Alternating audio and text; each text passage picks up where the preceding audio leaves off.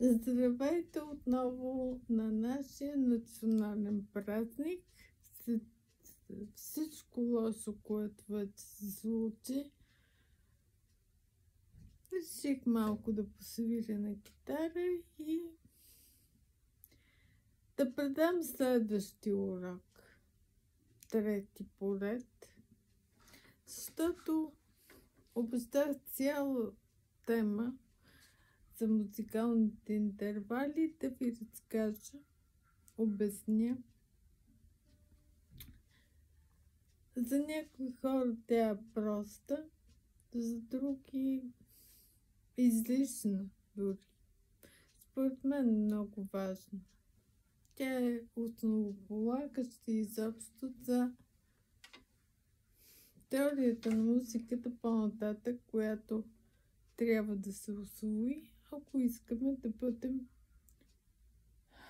едни средно добри музиканти. Без теория всичко, което правим, е елементарно. А музикалните интервали са едно стъпало към темата за акордите, септакордите. Изобщо тези съзвучия от тонове, които могат да превърнат най-обикновена елементарна мелодия в едно произведение, приятно за слушане, дори в едно класическо произведение. Така, в коментарите аз отговорих вече на един от потребителите. Аз много време имам гитара и в началото започнах да се уча с един самоучител. Сега разбирам колко затормозяващо и безрезултатно едно такова обучение, ако не се учат основни неща.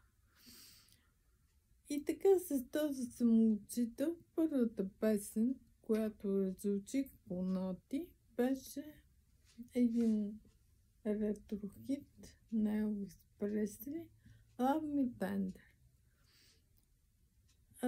Така, какво беше за мен в началото? Сложно. Но с времето разбрах, че това е едно от най-простите за свирене неща. Като знаете коя нота, на кое пракче и коя струна се свири, така по ноти да научите една мелодия. Кое е простото? Дори тази песен да е един шлагер, Evergreen. Простото е, че всяка нота се свири по-отделно, сама за себе си. Без включване на допълнителни тонове, като акорди или звучи, тя звучи просто и елементарно. Ще направя едно сравнение. Тя е като една детска рисунка, поставена до Мона Лиза.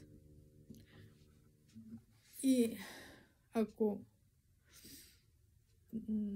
има нещо, което ме мотивира, това е стремеж да не оставам на едно такова посредствено ниво, да обогатявам своята техника и знания, за да бъда един музикант. Виртуозност на едно изпълнение придема не само бързината, сложността, но и самото съдържание. Начинът, по който една мелодия се свири. Дори да се упражнявате много, ако самата партитура, нотен лист, композиция е елементарна, тя ще звучи винаги простовато, като детска песенчка, като такава народна мелодия или мелодия за маса. Чалга. И едно стъпало над това да познавате нотите, да ги намирате на грифа на китарата, е именно темата с музикалните интервали. Какво представлява музикален интервал? Формулата, определението е, че това е отстоянието между два тона в едно съзвучие. Тоест, вече не свирим нота по нота, тон по тон. Включваме един тон допълнително. После ще услужим, включим още един, ще стане тризвучие или акорд. От акорда ще вмъкнем още един, ще стане септакорд. Така една проста мелодика може да звучи като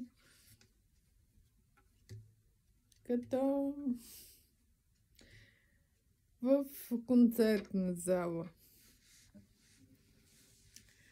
Но какво представлява музикалния интервал? Музикалните интервали са 8 на брой. Счита се, че това е максималният брой отстояния, които можем да възпроизведем. Ухото може да отчете, да разпознае. Като първата нота или първият тон се приема за основен начален, който определя тониката. Това е особено важно вече при акордите и по-сложните съзвучия. Изобщо съзвучие се приема, че това са две ноти, свирени последователно, мелодично или едновременно хармонично. Какви биват акордите? Първият акорд, възприето е латинското обозначение с наименование на числителните бройни имена на латински, така първият интервал е прима. Примата се счита за нулев, чист интервал, защото представлява два пъти свирена една нота или един тон. Има и такива случаи, в които просто два пъти отстоянието естествено е 0. Това е нотата ми, свирена два пъти. Вторият интервал е секунда. Вече има разлика между малка и голяма секунда, защото броя на полутоновете е с един повече при голямата секунда. Или ако има ми-фа като съзвучие, знаете, че между ми-фа няма диез. Разстоянието е половин тон. Това е малка секунда. Вече между до ре има интервал. Това е голяма секунда. Има диез, извинявайте, не интервалът е голяма секунда, защото между до има до диез ре. Така. Също правило важи и за терцата. Това е когато разстоянието е много просто, с пръстите на ръката може да броите. Ако започнем от ми, фа, сол, значи ми, сол. интервала и между него има също или 2 тона и половина или 3 тона.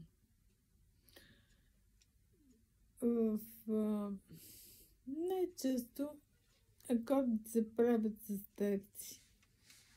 Звучи най-благозвучно според някои хора, защото разстоянието е по-малко и колкото по-малко е разстоянието, толкова по-добре благозвучно звучи с човешкото ухо. Но музикантите са решили, че секунд не е толкова благозвучен интервал и го отчитат като дисонанс. Защо?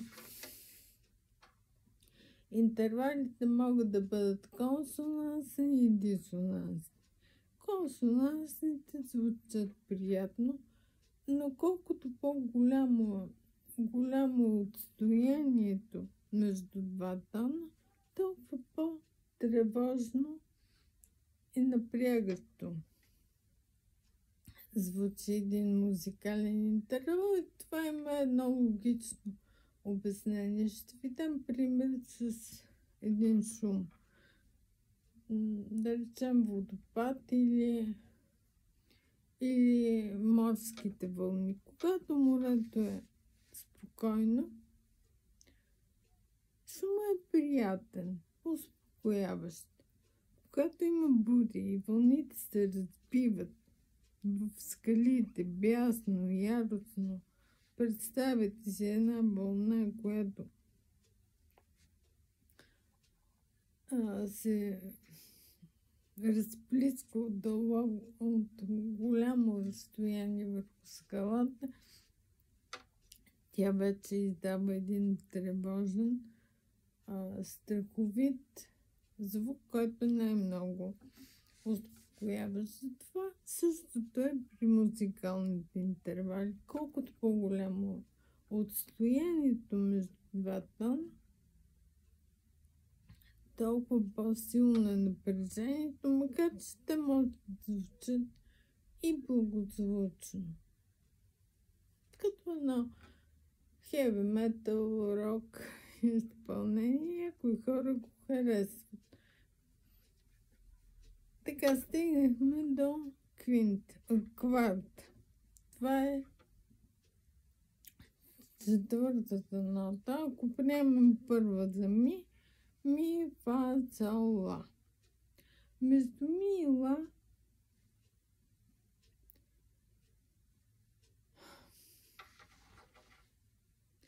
може да има, аз съм отбелязала за кварта, да имаше един чист акорд, дали беше кварта или квинта.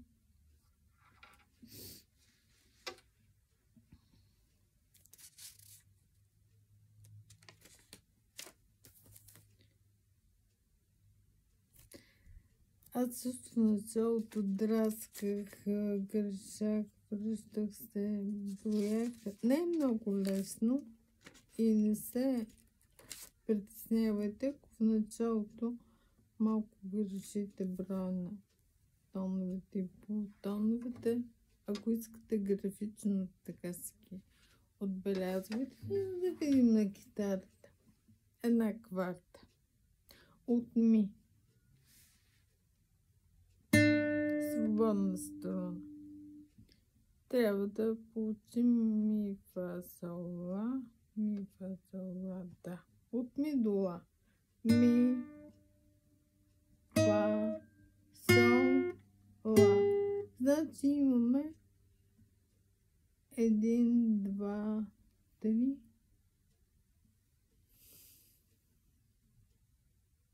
3 полутона.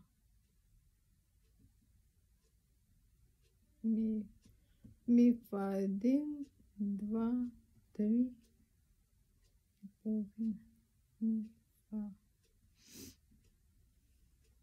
Това е сол. Сол, диез, ла. И така, броите интервалите между си до също няма полутон и там си има пак някакъв малък и голям, по-малък интервал, възможно за малък и голям интервал. Квинтата е петата нота. Отстояние от първата, което определя тониката, ми, фа, сол, ла, си. И така броим колко интервала има. Да не ви обърквам. Не съм намерила на точната страница. Имам и аз в тефтера много надраскани. Така, макар че в един момент бях сигурна, че ги знам. Тук с националния празник ми се взе ума. Така, квинта е 5. Петия тон. Секста 6, значи ми, фа, сол, ла, ми, фа, сол, ла, си, до. До ще бъде интервала секста. Септима е 7 и октава е 8. 8 музикални. Октавата е 8 музикален интервал.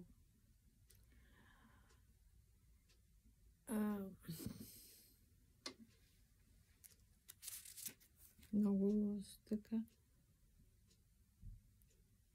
Той ще се чист интервал, защото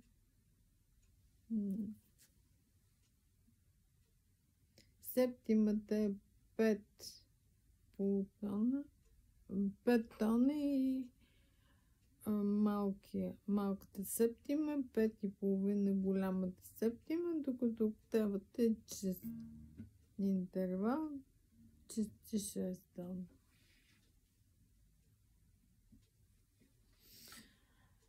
Така, ще си повтаряме тези интервали. Можете и да се връщате примерно от ми надолу, ми нагоре. И също няма много време да ги упражнявам, затова и аз допускам грешки. Но, научавайки така, можете да създадете първото съзвучие или комбинация от два тона. Да речем ми, фа, секунда. Ако е ми, два пъти свирваме една струна, една нота. Ми, фа, т.е. интервал секунда.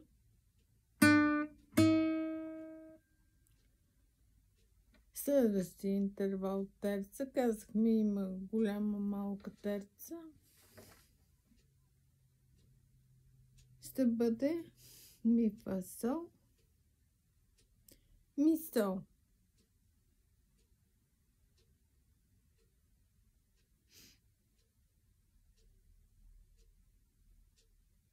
Малка терца, ако започнем от ми.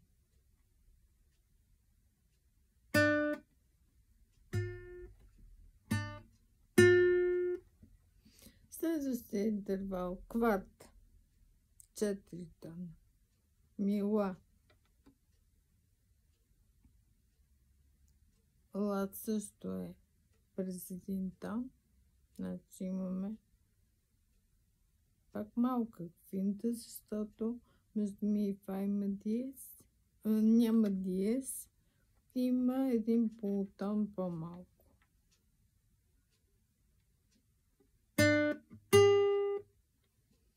Следващото звучи.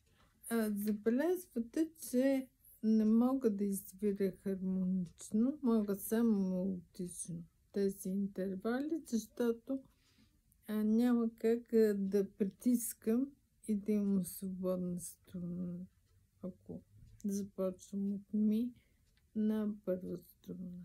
Така че ги свиря само мелодично, т.е. последователно. Стигнахме до квинт. Ми, фа, сол, ла, си, фа, сол, ми, фа, сол, ла, си, ми, си.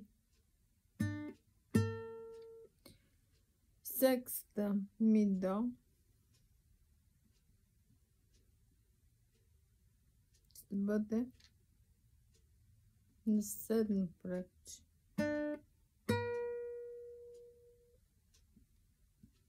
И да, пак имаме секста ми с чист интервал. Септима, ми, ре. Вече ще бъде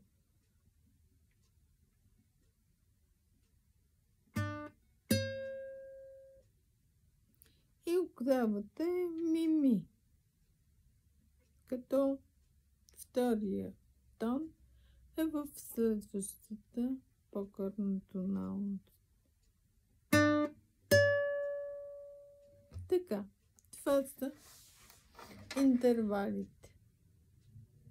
Сега, как можем да усложним това упражнение, за да получим едно тризвучие? Най-простото възможно тризвучие. Това става с едно обръщане. Като приемам, че не първият тон ми определя тониката, а втори. И съответно от разстоянието между първи и втория тон, което може да бъде 8 вида. 0, 1, 2, 3, 4, 5, 6, 7, 8 до октава. Втората нота, втория тон, приемаме, че определя тониката и от него имаме възможност да получим още 8 вече тризвучия. Като винаги третия тон повтаря първия, но в една по-висока октава, като първи тон на следващата октава. Как се получава това? Това е една много проста аритметика. Музикантите, не знам защо толкова се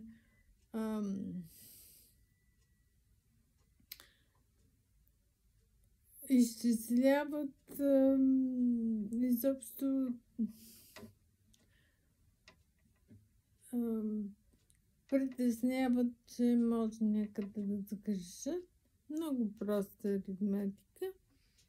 От 9 изваждаме броя на първи интервал. Ако той е бил прима, 9 минус 1 минус прима, да, 1 е равно на 8, т.е. при обръщане, ако ми изсвирим последователно, като интервал прима, ми определя тониката, третия тон ще бъде една октава интервал и пак ще бъде нагорно ми.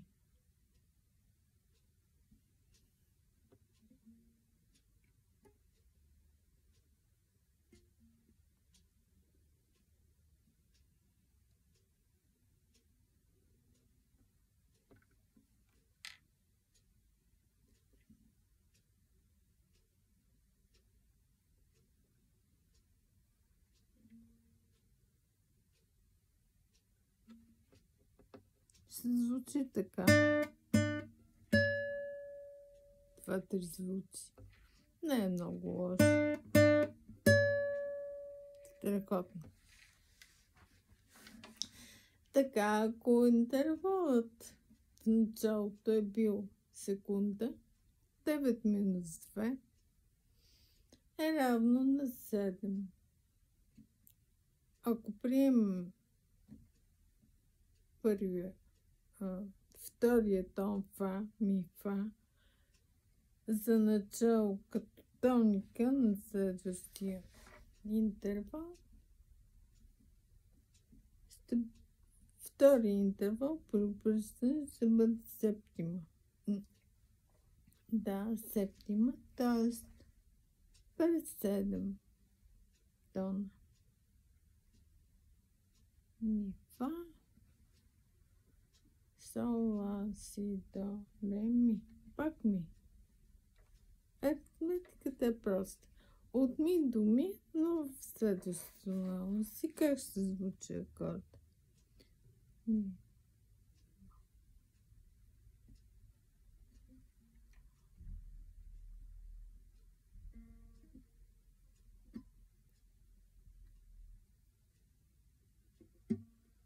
Добре, тук е ми. Ще звучи така.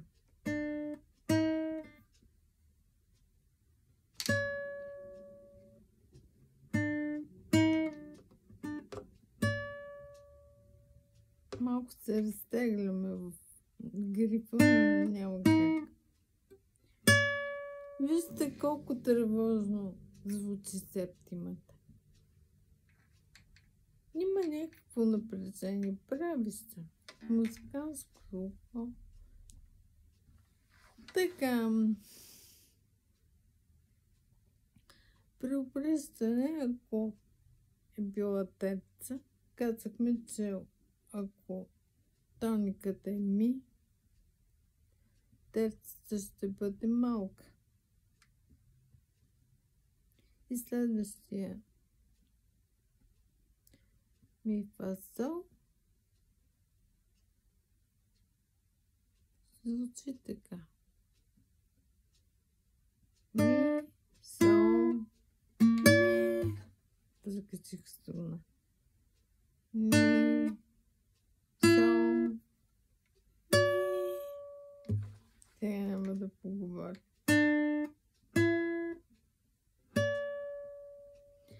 Ако е била кварта,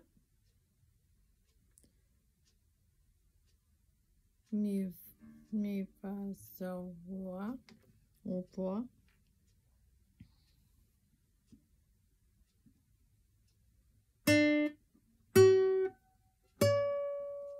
Така звучи при обръщане.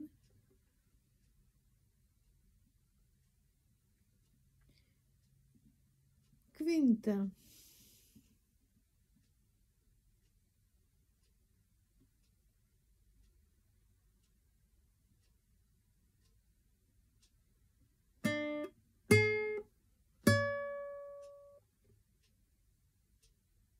Така се случи, защото втория интервал, ако приемем си като тоника, първи тон, 9 без 5 е 4, втория интервал ще бъде кварта. И пак ми като последна нота, ми от следващата октава. И така, надявам се, че ви е станало ясно. Ако е бил първи интервал септима, ми, фа, сол, ла, си, до, ре.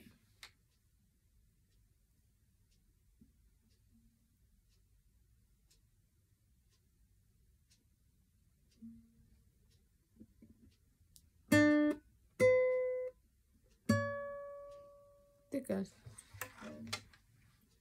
Октавата вече, нали, ако е бил октава, първоначалния интервал.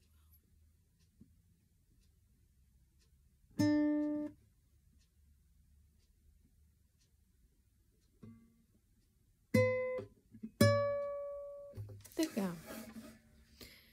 Надявам се, че разбрахте.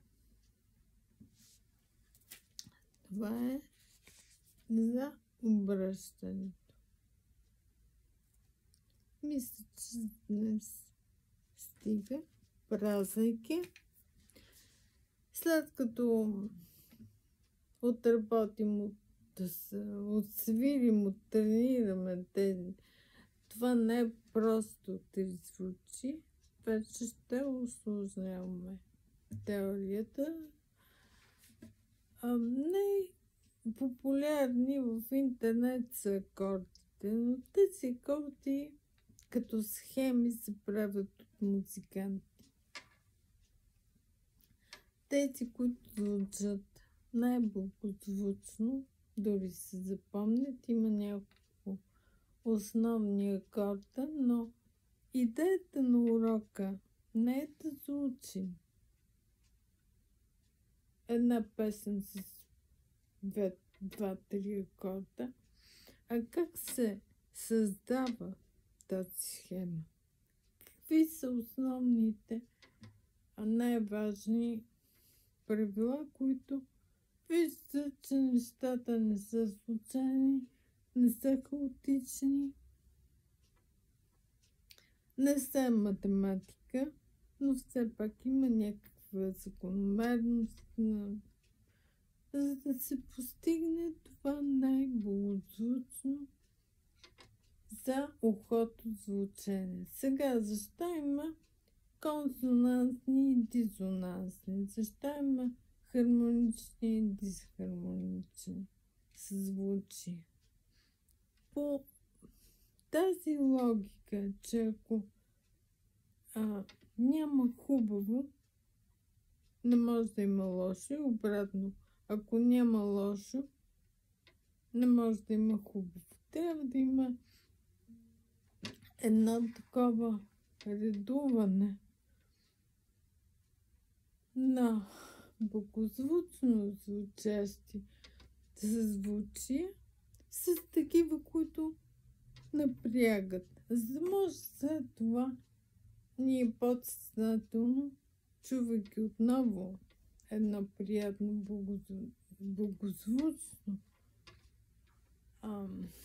съзвучие, да се отпуснем, да се успокоим, изобщо да има едно такова емоционално преживяване, а не монотонно, както в повечето народни песни, хора, ритмично повтаряне на една приятна схема. Дори в хората има такова редуване на ритъм, малко по-спокоен, с малко по-енергичен. На хората от Северна България са по-бързи, по-динамични. Тук долу в Македония, Гърция, знаете, хората им са едни такива. Имаш чувството, че си на лодка и така вълните просто клатят тази лодка и това е едно спокойно, тихо редуване на стъпки, музика. Благодаря, че бяхте отново с мен и да се пожелаем един по-добър, по-спокоен за бъдеще национален празник, да няма такива падения. Защото беше много грозно това, което се случи на Шипка. Ще се запомни дълго. Приятен ден до следващия път, когато вече ще се опитам да извлека максимум от моето онлайн обучение и да ви го предам. Леко, спешен, приятен следобед.